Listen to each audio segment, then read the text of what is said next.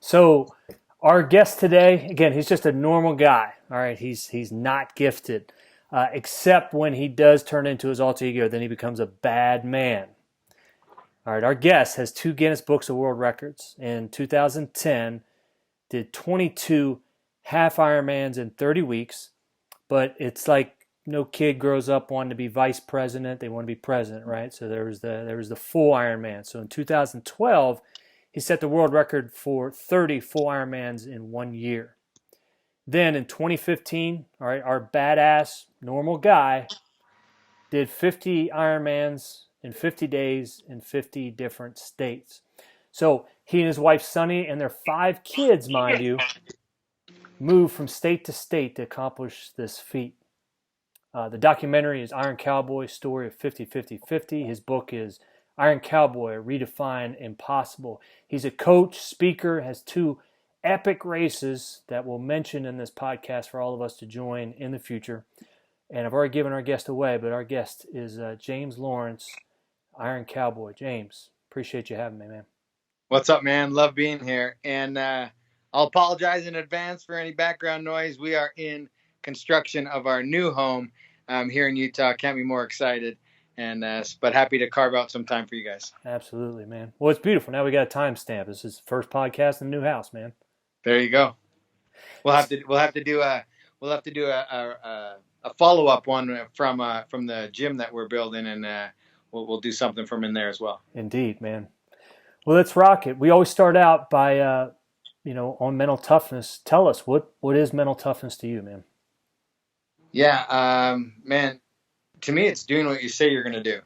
And it literally is the number one question I get is, how do I become more mentally tough? How do I do what you do? How do I take what I'm doing to the next level, and all of these things? And for me, it's showing up consistently, and putting yourself in difficult situations. That's the only time you're going to grow mentally and take things to another level, is experience and difficult situations where you experience growth. You're not gonna take a magic pill. You're not gonna get zapped somehow, and you're not gonna wake up one day and be a mental giant. I've been working on my mental strength my entire life. I can point out key events where I had leaps, where I grew, and then every single day I do the small things. I pay attention to the details, and that's what allows me to get over the hurdles, to put myself in a position where I can tackle those big demons when the time is necessary. Excellent, man. I know one of the things you said is, the secret to success is doing a lot of things well over a long period of time. A lot of little things well and consistently.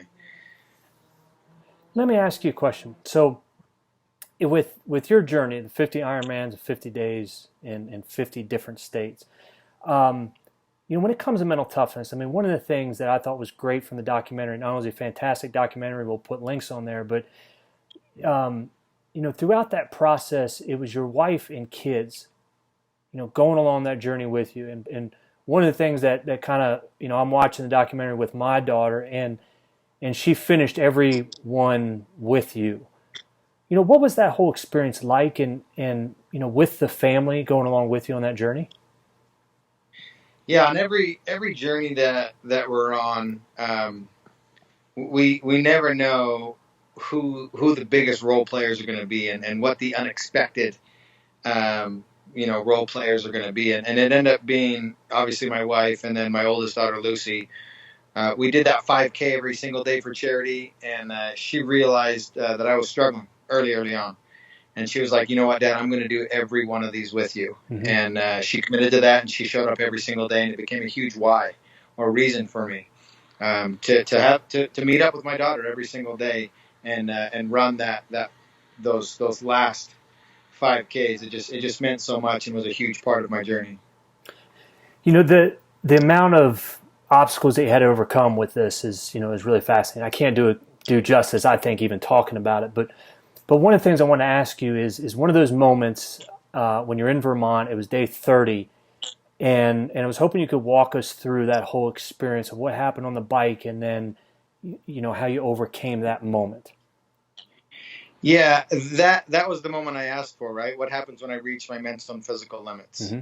And then what do I do when I reach that moment? And I often talk about the voices in our head Mm-hmm. and the small meaningful conversations that we have with ourselves. And I don't believe the voices ever go away. I just think we get better at navigating those waters and having those conversations through experience and tough times. And I think all my experiences led up to that moment that was less than 8 minutes, to where I had just an all out conversation with myself and said, what are you going to do in this moment? And it came down to a decision that I needed to be perfect for the next 1 second. And then I needed to figure out how to be perfect for the next minute. And I needed to focus only on what I could control in that second and in that minute. To where over those last 20 Ironmans, I ended up, the perfect Ironman. And the average over the last 20 were my fastest. And so I gave myself an opportunity to adapt and to evolve. I faced some fears and ultimately represented the best version of myself. You mentioned that voice never goes away. Talk about that for us. I mean, because I think there's a lot of illusion that with elite athletes that voice isn't there, but you said it's still there. Yeah, it's still there. I've learned that we are our toughest critics. Always will be. Always will be. It's not going to change. And we're always going to be, riddled with self-doubt and all these things that we get in our own way, to be honest with you. We get in our own way. And it's through those conversations and winning those battles that we get to the other side of those conversations. They're always going to be there simply because we are humans. It's human nature. We are our toughest critics. And so just, you're not going to wake up a mental giant one day. You have to learn to have those conversations. You have to learn to do all of those small things. And it's in those details and those small victories. Because when you do have that moment where it is, all out you against the demon, you have to have the experience and the know-how to have that and win that conversation. Yeah, I'll tell people that every morning when I wake up, that very, very first thought, like I'm not even awake, that very first thought is you're not working out today. And then once I get out of bed immediately, and then I get going. But that thought every single morning is still there. It still fascinates me. Well, people assume that because of what I do for a living and what I've accomplished, that I love it when my alarm goes off at 4:30 in the morning and I jump out of bed super excited to do the workout. And I'll tell you this, I've regretted every single time I've turned the alarm off and rolled over. And I've never, ever regretted getting up and doing that workout. Never. Yeah. Amen. The hardest thing to do in any journey that we're on is start. Right. And motion creates emotion, right? And so once we get moving, everything changes. And so anybody that's out there sitting on the couch and complaining and focusing on all the wrong things, stand up right now. Start doing anything. I don't care what it is. Just get moving. Yeah. So one of the things I thought was interesting was from the outside, right? You got some serious static, and you addressed this on the way. I guess what I was interested in is, we're all on this journey, and we're going to face a lot of outside critics. And specifically in terms like that static. I mean, some doubted the efficacy because on one of you got hurt and then actually did an elliptical, which I thought watching it, I was like, dude, that's way harder than being able just to walk that sucker, because I can't do elliptical, man. I mean, I'll do anything but and you had to make a modification. You talked about that, asking, for the yellow card and everything. But can you talk about that and explain, like, what'd you learn from that? I mean, from so many people, wanting to discount the achievement and bring you down and not give credit to that. Yeah, you've heard the old adage of, don't judge a person until you've walked a mile in their shoes. It's super hard to be the first person to do something, and we didn't have a defined rule book on this. We didn't know what we were going to do. And trust me, anybody thinks that they can do this better, go knock yourself out. Go knock out 50 Ironmans, and then only in that moment do I think you have any credibility to have a conversation with me. And again, people from the outside looking in have no idea how difficult the 6 hours on an elliptical is, when that only represented 17 miles of 7,000 total miles. Mm-hmm. And until you do it, it actually was harder. Your feet go completely numb. We mimicked my output and my heart rate to have the same output. It takes longer. So So that means I'm outputting longer. I'm getting less sleep. It has a bigger impact. People don't consider all of those things. Here's a fun little tidbit of the entire journey, all 50 days. Mm-hmm. That time spent on the elliptical, which was challenging, represents 0.24% of the total mileage. 0.24. Now, this is a very valuable lesson that I want people to cue in on. And if you get nothing from this podcast, get this. 0.24%. Most people I know would have listened to the critics. They would have quit. They would have gone back to the drawing board. And they ultimately, in my opinion, would have failed. And we succeeded because we made those adjustments. We did what it took. It wasn't easier. It was actually harder. Harder for the social criticism that we took. So harder for the logistical part that put it harder physically on me. There's so many elements that people aren't thinking. They're just quick to jump at you to qualify it as a failure, right? In their eyes, in their perception. But again, walk an inch with the things that we were dealing with. You're not. I'm not even willing to have a conversation with you. Bottom line, those people are bored. Those people are jealous, and those people want you to fail. And at the end of the day, their opinion means nothing. And everybody that's on a journey that has meaning and that is trying to accomplish something, stop trying to prove them wrong. You'll never do it. You'll never satisfy them. Go on your journey, do you, and prove yourself right. In my opinion, in the opinion of my team, in the opinion of some of the highest critics in the world, this was an absolute success. Mm-hmm. The guys that are have an issue with this, they're egomaniacs. They have no comprehension of what doing hard work actually entails: sacrifice, commitment, follow through, intelligent problem solving, all of it. They're jealous. End of the day, they're jealous. I love it, man. I think too often, especially in our lives, like we're trying to please other people. I just see so many of us that go down that path. Yeah, you will never win the troll internet battle, ever. That's good, man. What, one of the things I wanted to ask was, Brett Favre, when he won the Super Bowl a long time ago, right? He was holding up the trophy and he basically said, is that it? Like, it was over for him, and what he really missed was that journey. My question for you is this. It's like, because I just finished my first Ironman, and this always happens, but when everything is done, was there a letdown, or how often did that residue stick with you in terms of what's next sort of thing? What was that like when everything finished and you got back to real life? Yeah, what's next was a number one question that I got as well, mental and what's next. There is no physical or mental what's next. I'm totally satisfied. I never want to go to those depths again. I found out what I'm made of. Again, I'm not trying to satisfy anybody else. I'm trying to satisfy me. What's next for me is stuff like this. Last year I got to travel around the world and speak in 30 countries. Mm-hmm. That's just an amazing experience and opportunity that had I quit when people said, hey, that's a failure, how many thousands of people would we not have had the opportunity to impact? I get hundreds of messages a day of people that have changed mindset, changed physical ailments, changed things that they're doing because of what we've been able to do.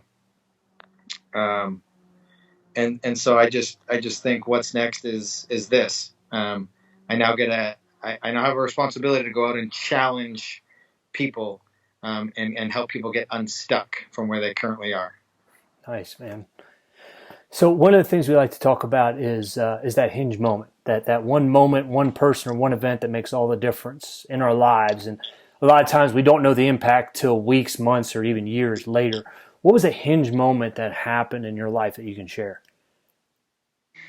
I mean, hopefully your life is made up of multiple hinge moments, because that means you're progressing and growing and trying to push boundaries all the time. I mean, we could talk about when I lost my first wrestling match, when I sat on a Ferris wheel for 10 days and completely shifted the direction of my life, when I met my wife and decided to get married when I had all five of my kids, when we made our first home purchase, when we lost everything in 2008 and they took my home away from me, when I'm laying there on the side of the road trying to make a decision to get back on my bike or not. I mean, there's just so many, and they all have meaning. And hopefully you can look at those as milestones in our lives and learning opportunities. And so it's hard to pinpoint one. And my goal is for people not to have one. But just kind of a fun one for me, that who knows where I'd be today if I didn't do it, was when I sat on a Ferris wheel for 10 days and won a contest and outlasted everybody in the contest. I got fired from my job. I won a bunch of money, and that's when I transitioned. I hitchhiked a ride from Canada to Utah, and totally put my life on a different trajectory. And that's one of my biggest hinge moments or pivots that I would never have expected. And that's where follow the journey, enjoy the journey, because you have no idea which hinge moment, how small or big or significant, is going to put you on that path. And so I would say, man, 10 days on a Ferris wheel, taking that plunge, not knowing what it was going to do, getting fired from my job, and and just really trusting in the process. And that's where I was supposed to be in that moment. And that was just a unique pivot moment or hinge in my life. Were you up against somebody? Yeah, there was 10 of us that were on a Ferris wheel for the Calgary Stampede, which is 10 days long. And so I sat on the Ferris wheel with nothing. I had 2 10-minute breaks a day to eat food, and they wanted to test you mentally. Can you sit in one spot for 24 hours a day for 10 days and go round and round? And I did. That's fantastic, dude. Thanks, man. Yeah. But it's funny how that right there, I mean, that was even preparation for things you do later in life. For sure. I mean, we've hit it already in this conversation about challenging yourself and sharpening that mental sword. I mean, I had no idea that those 10 days training mentally would come into play in 2010, 2012, 2015. And now today, as I get on every single stage, that mental toughness that I have to have, getting up in front of 1,000, 10,000 people, that takes mental toughness. That takes me becoming uncomfortable every single day. I talk about the best version of you is on the other side of your fear. Well, what's next? What's next for me is overcoming me being uncomfortable and doing it intentionally and getting up and hoping to help people get unstuck and redefine what their limits of impossible is, right? So in terms of that, I mean, being able to help people, being a coach to people, talk us through what's usually that process like? What holds people back, and how do you help them? It's crazy. Irrational fears is what stops people. Just us getting in our own way. And in January, we're releasing an entire mental training program that's going to help people go through that process. We have obviously our triathlon training program, teamironcowboy.com, that we walk people through all the aspects of doing a sprint or any distance of running, biking, and swimming. We've got my new facility here that we just built, 1,400 square feet, that we're going to do live streaming. The app's going to come out in January. You can work out with us all the time. We're going to help you achieve your goals. But there's the physical, there's the mental, and we're going to hopefully hone in on both of those and take everybody through a process. And it's not a read this book and here's a fix. It's You have to do these physical things and make yourself uncomfortable and learn. You need to have those conversations with yourself. You've got to go to the depth. You've got to do all of those things. And that's what here's the reality is people email me all the time. Hey, how do I have this dream? I want to accomplish this big thing. And then I lay it out of what it's going to take and what it's going to sacrifice. And they're like, oh yeah, I don't want to do that. Yeah. And you can dream all you want. You can do all that. But when the rubber meets the road and it actually takes you showing up and sacrificing and putting in the work, people see the headline 50-50-50, right? They don't see the decade worth of fighting in the trenches and the sacrifice that my family and I went through to accomplish that. And that's what I'm most proud of. Not the final 50 finish line. It's the decade before that, showing up every single day, being consistent and making those sacrifices to become the Iron Cowboy, to be able to have a chance at even attempting what we did. Yeah. Tell us about the races that you have coming up and the vision behind that. Yeah, after the Ironman 50, the 50 Ironmans, everybody always said, "What's next?" Right? So I went and I tackled I ran 235 miles across Greece. I rode my mountain bike up Mount Kilimanjaro in Africa. I did the 4 toughest full distance triathlons in the world. I did Keltman, Swissman, Alaska Man, and Norseman. And I got through those races, and I was like, you know what? I live in the most epic place to put on this type of race, and I love the grassroots effort of it. I love the camaraderie. You have to have your own support person. Mm-hmm. I loved all of that. And so I put on a race in Vermont and a race here in Utah called Vermont's Toughest and Utah's Toughest. And this year at the Utah's Toughest, we had five soloists finish. And if you're looking for something to push you mentally and physically, this will do it. Our overall champion was 15 and a half hours. It's over 10,000 feet of climb on the bike ride alone. We just opened up registration October 1st, 18 now. And so we're super excited to put on these races. It's what this is all about, testing people physically and mentally and taking this endurance game to the next level. You can find registration about all of our races on IronCowboyRacing.com. Yeah, definitely put those links there. When you do all these races and everything that you accomplish, how does that translate into real life again in the day-to-day, interactions that we have with so many people, with our families? How does that translate? Well, we gain a ton of mental toughness by doing these things and seeing them to completion and getting through the training.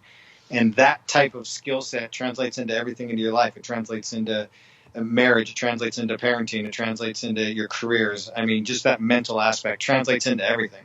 I mean, marriage isn't easy. I mean, we've managed to mentally, get through difficult times. And we've been married. We're on our 19th year. Nice. That's a rarity nowadays. I mean, people just quit on things so quick. We've got 5 kids, 4 teenage girls. I mean, all of the things that we learn mentally through racing, we can apply to our other lives. And so it's just that's why I love the endurance racing in the community, because it's so applicable to everything else in our life. Absolutely, man. Well, 4 teenage girls, man, that we should do a race around that, right? Absolutely. I can't imagine, buddy. I'm not there yet, man.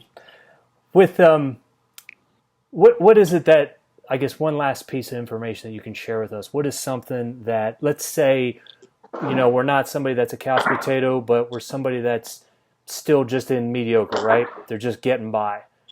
What's the information? What's the strategy that that you can impart to us? Yep.